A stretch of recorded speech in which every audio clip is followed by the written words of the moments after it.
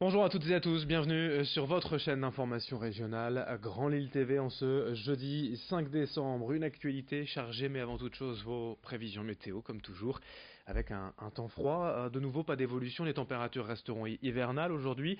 Moins 3 degrés relevés cette nuit à 4 heures. À peine 5 petits degrés prévus cet après-midi et de nouveau le soleil devrait s'imposer une fois les brumes matinales dissipées. Le risque de brouillard et de verglas ce matin sur les routes. Attention, soyez prudents. La météo complète, bien sûr, après ce journal. Mais l'actualité, évidemment, vous vous en doutez, c'est donc la mobilisation sociale et nationale partout en France et dans la région contre la réforme des retraites. Un mouvement qui s'annonce très suivi de par l'ampleur des secteurs mobilisés. Il y a les cheminots, bien sûr, mais aussi les chauffeurs de bus, les routiers, les ambulanciers. On comptera également dans les rangs les enseignants, les personnels hospitaliers, les policiers, pompiers, éboueurs et salariés d'EDF, GRDF et de la Poste, tous unis contre la réforme annoncée par le gouvernement. Pour rappel, il s'agit d'instaurer un système de retraite universel à points, supprimant de fait les 42 régimes actuels, dont les 11 spéciaux. Pour les syndicats, c'est une régression sociale et pour l'instant, l'opinion publique semble du même avis, puisqu'un sondage Odoxa pour le Figaro et France Info révèle hier que 68% des Français considèrent le mouvement comme justifié. Ils sont d'ailleurs 58% à se dire contre la fin des régimes spéciaux. Depuis plusieurs jours, le gouvernement promet d'aller jusqu'au bout et cela dépendra en partie de la poursuite du mouvement, de son impact, de sa durée dans le temps. Dès aujourd'hui, les manifestations s'annoncent importantes en France et dans la région. Les perturbations et également à la SNCF. On fait le point sur ce qui est prévu aujourd'hui. Je vous le rappelle, à peine 1% de TER quasiment. Aucun train régional finalement aujourd'hui, un TGV sur 6 vers Paris, aucun TGV intersecteur entre Lille et les autres régions, un Eurostar sur 2 et 2 Thalys sur 3. Même cause, même effet chez Ilevia avec un trafic ralenti aujourd'hui dans la métropole lilloise, une rame toutes les 2-3 minutes sur la ligne 1, la ligne 2 ne circulera pas du tout aujourd'hui, le tramway aussi sera impacté avec un tram toutes les 15 minutes sur le tronc commun entre Lille et le Croisé-la-Roche, puis toutes les 30 minutes entre Roubaix et Tourcoing.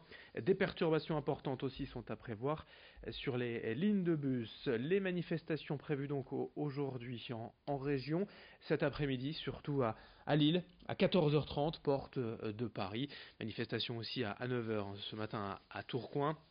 Mais la grande manifestation régionale, c'est bien sûr cet après-midi avec le tracé, vous le voyez ici, de la porte de Paris jusqu'à la place de la République dès 14h30. Nous y serons bien évidemment pour suivre cet après-midi les manifestations et les revendications de ces manifestants.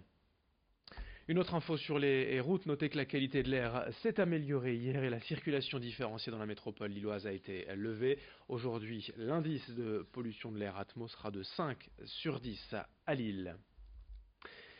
La grève et les manifestations, les perturbations, les revendications, on continuera bien sûr d'en reparler dans nos prochaines éditions avec des directs sur le terrain au plus près de cette journée et on suivra bien sûr de près également sur notre page Facebook, notre fil info Twitter, l'évolution de cette journée à suivre sur Grand Lille TV. Pour le reste de l'actualité, tout autre chose en ce jeudi, la fin de la 5e saison de Lille 3000 et Eldorado. L'événement culturel a attiré près de 2 500 000 visiteurs durant 7 mois. Au total, 92 expositions et 1500 événements ont été répertoriés. On a pu découvrir de nombreuses fresques de street art, des métamorphoses, des œuvres jardins. Quant aux Alebrijes géants Ruffet d'herbe, ils partent en tournée en France et certains seront prêtés aux communes de la métropole lilloise. À peine Eldorado terminé, Lille 3000 a présenté hier son nouveau projet baptisé Utopia, prévu pour la fin d'année 2021 et centré sur le thème de la transition écologique. Explication et bilan au micro d'Idil Gunay.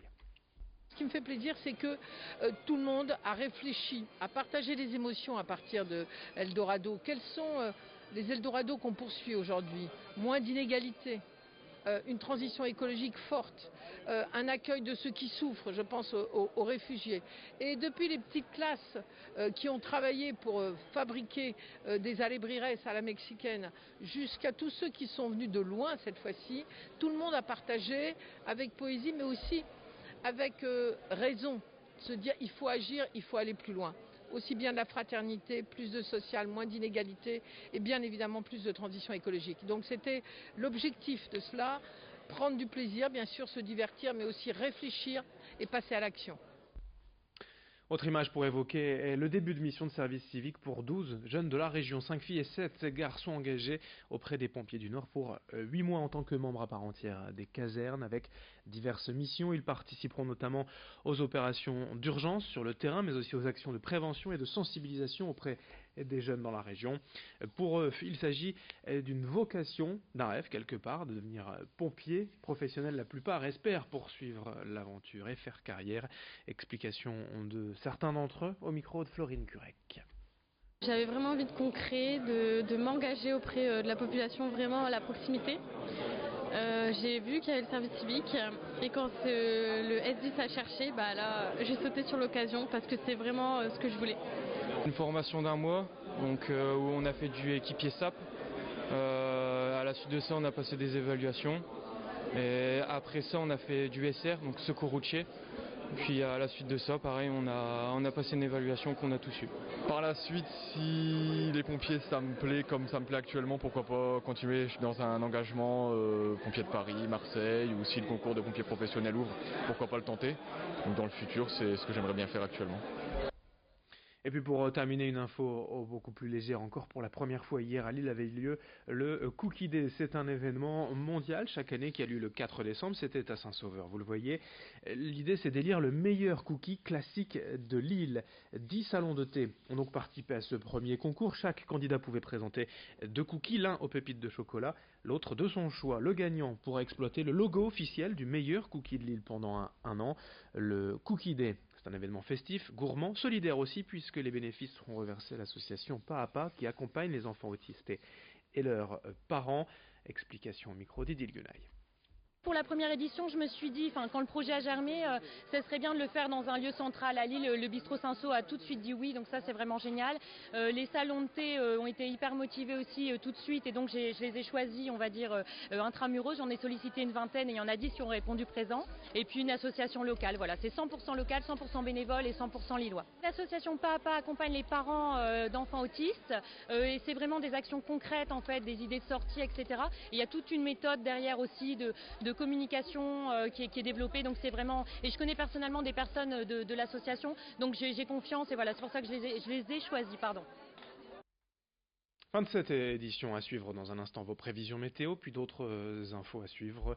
On continuera de parler de l'actualité sociale chargée aujourd'hui sur Grand Lille TV.